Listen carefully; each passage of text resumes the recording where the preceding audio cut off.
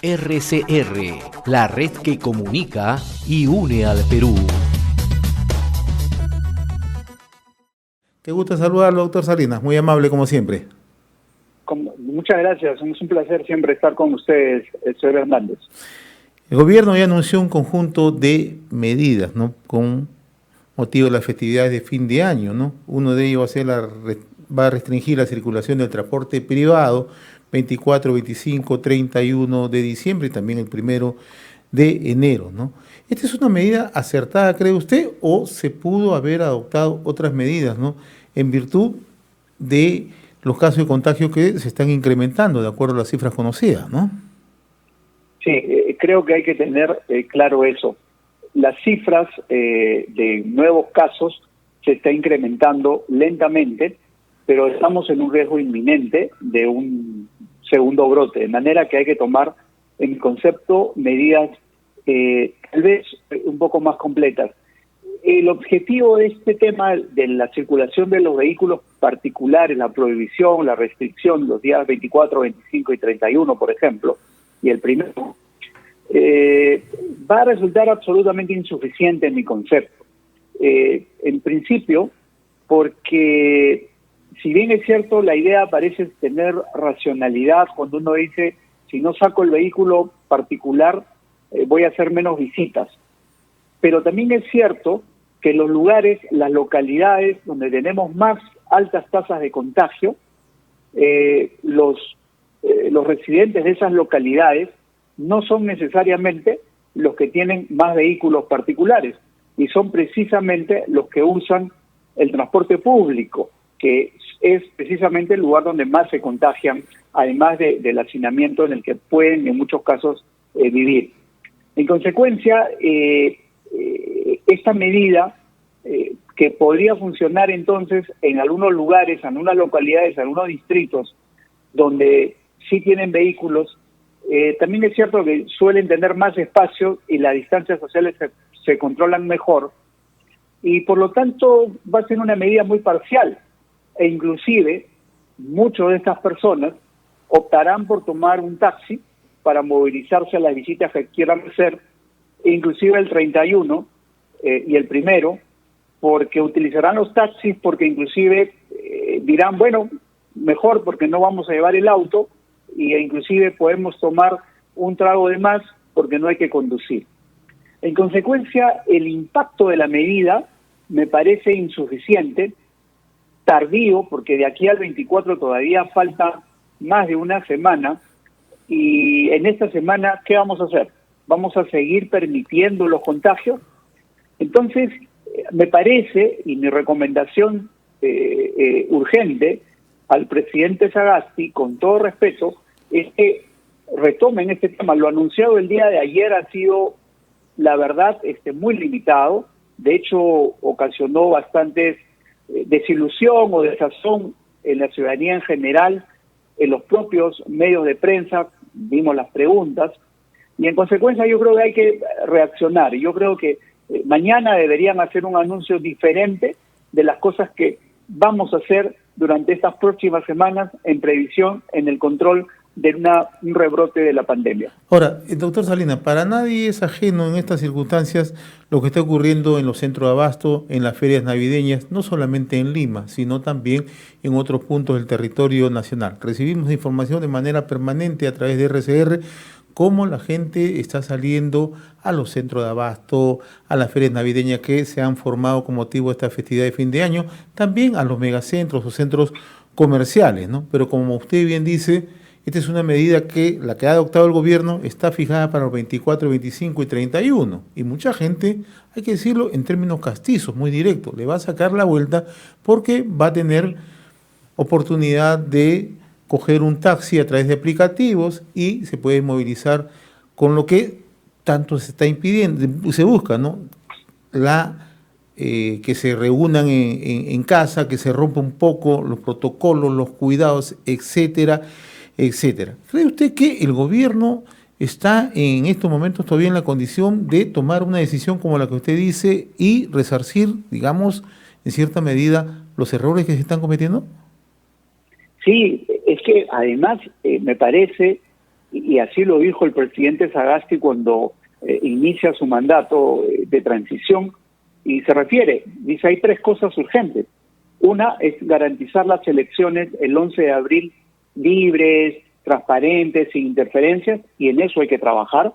Lo segundo, y lo mencionó muy bien, es el control y la lucha contra la pandemia, donde estamos teniendo más dificultades en la estrategia, en las vacunas, etcétera. Y lo tercero fue la reactivación económica. Sin embargo, yo veo que ha habido mucha distracción en otros temas. Por ejemplo, el tema de la policía, absolutamente innecesario lo que se hizo de dar de baja a tantos generales bajo aquella manto de lucha anticorrupción, cuando al final vemos que muchos siguen trabajando y otros que no tienen nada que ver ya están dados de baja, que creó una distorsión, y en todo caso la reorganización no le toca a un gobierno de transición, y esto en todo caso deberían dejarlo para el siguiente. Eso no quiere decir que se investigue, etcétera, pero medidas de este tipo solamente causaron distracción. Fue un autogol del propio Ejecutivo, que no es posible echarle la responsabilidad al periodo del señor Merino o inclusive al periodo anterior. O sea, esto es algo provocado por el propio gobierno actual. Entonces hay que retractarse. Políticamente salió un ministro o 2 ministros del Interior. Bueno, yo creo que ya está el costo político. Yo creo que habría que retractarse en las medidas que se dieron y listo, nos abocamos a lo que tenemos que hacer: elecciones, pandemia y reactivación económica. Y esa es la gran tarea del gobierno de transición. Ahora, el principal foco, que son las aglomeraciones de estos días, no se ha tocado para nada, absolutamente, ¿no? Así es. Y acuérdese, señor Hernández, hemos pasado de aquellos mensajes largos, a veces contradictorios, de mediodía o después de los miércoles, a esos mensajes ahora, al silencio. Y ayer a un mensaje bastante austero, diría yo. Entonces, hay que reaccionar, porque lo que queremos todos los peruanos es controlar la pandemia, queremos salud, queremos poder trabajar y poder salir adelante. Pero en la forma como están las cosas, a la deriva, y eso lo siente el ciudadano ahora. Estamos abandonados, a ver, sálvese quien pueda. Entonces, caramba, yo creo que sí es momento urgente. Tenemos varias semanas por delante en esta lucha y yo creo que hay que retomarla. Ahora, el otro tema que deja ya no solamente un sinsabor, ¿no?, sino la seguridad que no contamos con vacunas, ¿no?, por más explicaciones que se intente dar, ¿no?, explicaciones que la pueda dar la actual ministra, la doctora Macetti, o el expresidente de la República, Martín Vizcarra. Es más, ayer la propia ministra Macetti graficó cuando le preguntaron ¿cuándo y cuánto? No tenemos cómo saberlo, se refería a la vacuna, ¿no? Entonces, mi pregunta es muy puntual. Usted ha tenido un periodo muy corto como ministro de Salud, acompañando a Manuel Merino de Lama como presidente de la República, ¿no? Formó parte del gabinete. En el caso puntual de la vacuna, usted probablemente tuvo oportunidad de conocer cómo ha ido marchando los trámites o los acuerdos preliminares, como lo ha llamado el presidente Sagasti, etcétera, etcétera. ¿Cuál es la situación que pudo percibir usted? Sí, aquí creo que hay que ser claro. Ayer con asombro yo escuché al señor Vizcarra, el expresidente de Vizcarra, diciendo que él había dejado todo listo para que hayan vacunas, lo cual no solamente los anuncios que él hizo en su momento, en septiembre, en agosto, y decía que a final de año teníamos las vacunas. En realidad nosotros ya no le creíamos. Personalmente ya teníamos dudas. Acuérdese de los 80 hospitales que prometió en el 2019. Entonces, yo la verdad que ya no tomaba mucho en cuenta las opiniones. Ayer me ha llamado la atención que trate de responsabilizar al Congreso o al gobierno del señor Merino, o tal vez al gobierno del señor Sagasti. En realidad, quiero decir categóricamente que no había ningún acuerdo, solamente el acuerdo preliminar en una de los mecanismos de la adquisición de la vacuna. Son 3 mecanismos en líneas generales. Uno, que es a través de la coalición COVAX, donde participa la Organización Mundial de la Salud, y que por lo tanto ahí se garantiza que los estados, los países que participan, van a asegurar por lo menos el 20% de vacunas, el 20%, vacunas para el 20% de su población, vacunas con seguridad y vacunas con un precio igual para todos. Pero además se abrieron dos mecanismos, la negociación país a país o país a laboratorio. Y ahí es donde nosotros hemos tenido serias dificultades. Otros países han negociado mucho más rápidamente, con menos temores, con la industria farmacéutica, con los laboratorios. ¿Y por qué? Porque el Perú nunca lo ha hecho. El Perú siempre ha comprado las vacunas a través del fondo rotatorio de la Organización Panamericana de la Salud. Países como Chile, como México, que se están mencionando ahora, y entre otros, muchas veces compran vacunas directamente a los laboratorios y ya tienen experiencia y además tienen el soporte técnico, porque nuestra dirección de medicamentos e insumos es una dirección, un órgano de línea de tercer nivel con poco nivel de certificación. No es como la FDA de los Estados Unidos o como el INVIMA de Colombia o el regulador de Chile, en consecuencia, o de México.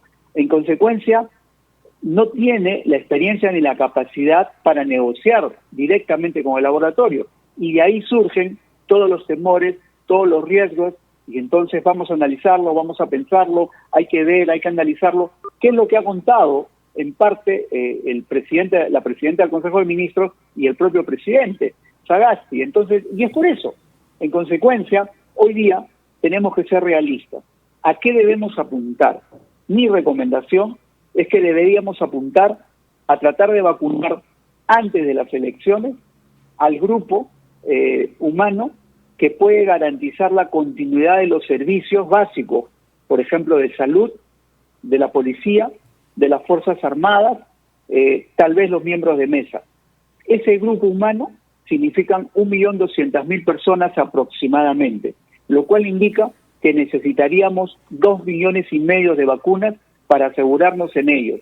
Y ese es un grupo que lo tenemos relativamente bien identificado y que operativamente podríamos vacunarlos en pocas semanas. De ahí en adelante, vacunar a los grupos de riesgo, como pueden ser las personas de la tercera edad, como pueden ser personas con hipertensión, diabéticos, etcétera, es mucho más largo y mucho más difícil para empezar, porque ni siquiera los tenemos identificados. Entonces, operativamente se hace mucho más largo. Eso será para los siguientes meses del año. Entonces, yo creo que esta cuota de realismo tenemos que ponerla, y ojalá que mañana haya un nuevo anuncio del Ejecutivo diciendo, bueno, es cierto, esta es la meta, a esto vamos a apuntar esos primeros meses, luego apuntaremos a esto otro, y eso nos tardará pues los siguientes 6 y 12 meses.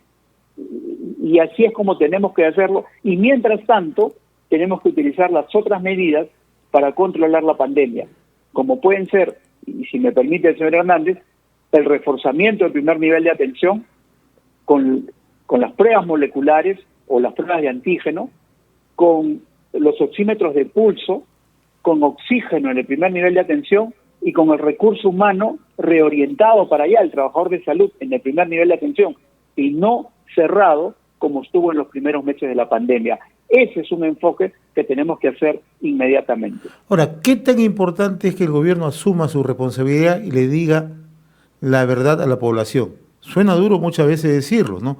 Pero en esta situación en la que nos encontramos, ¿no? Con una posibilidad de rebrote o segunda ola, como se le denomina, y además con una situación de mucho temor de parte de la población. ¿Cuán importante es que el gobierno tenga que asumir la responsabilidad y le diga, no vamos a tener vacuna hasta tal fecha? Así es. El sinceramiento con la cuota de realismo es fundamental, porque lo que no podemos estar es en la incertidumbre. Yo creo que lo peor que puede ocurrir es que el peruano se sienta engañado, independientemente que nos engañó el señor Vizcarra, independientemente que ahora no se quiere decir las cosas claramente, el resultado es el mismo. Entonces, creo que este es un momento de hacer un corte y ojalá así ocurra. Un sinceramiento con una dosis, una cuota grande de realismo, y que yo estoy seguro que el ciudadano lo va a recibir bien, porque tenemos que mirar de aquí en adelante. Doctor Abel Salinas, como siempre, muy reconocido por esta comunicación. Un fuerte abrazo, felices fiestas de fin de año, porque tenemos que cuidarnos siempre, ciertamente. Nuevamente, muy agradecido. Así es, Hernández. Muy agradecido. Buenas tardes. Gracias. RCR, la red que comunica y une al Perú.